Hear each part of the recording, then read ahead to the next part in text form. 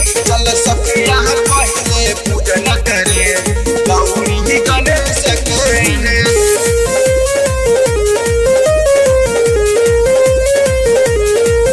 चल सखिया पहले पूजन करे गौरी गणेश के। नेवता पे ठैली ब्रह्मा के और विष्णु महेश के। नेवता पे ठैली ब्रह्मा के और विष्णु महेश के। चल सखिया पहले पूजन करे गौरी गणेश के। चल सखिया पहले पूजन करे गौरी गणेश के। देवता पे ठैली ब्रह्मा के और विष्णु महेश के। देवता पे ठैली ब्रह्मा के और विष्णु महेश के।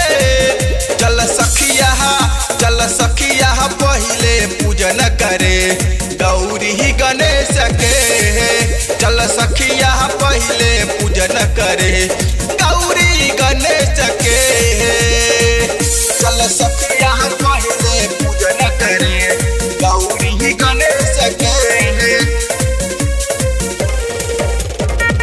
चल सखिया पहले पूजन करे गौरी गणेश के। गैया के गोबर से अंगना लिपाइब देवरू से मंगा के। शारदा से जगह मोती चौक पुराइब बभन के बुलावा के। बभन के बुलावा के।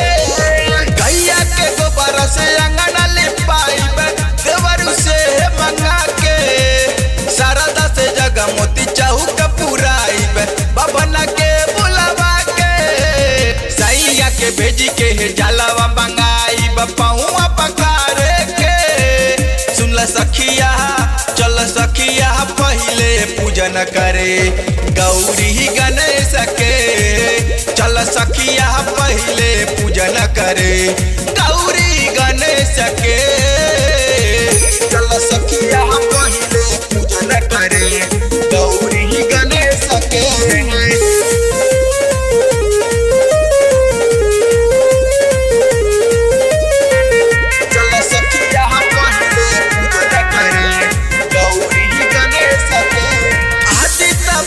से बाबा जी के गीतिया हम लिखवाइब।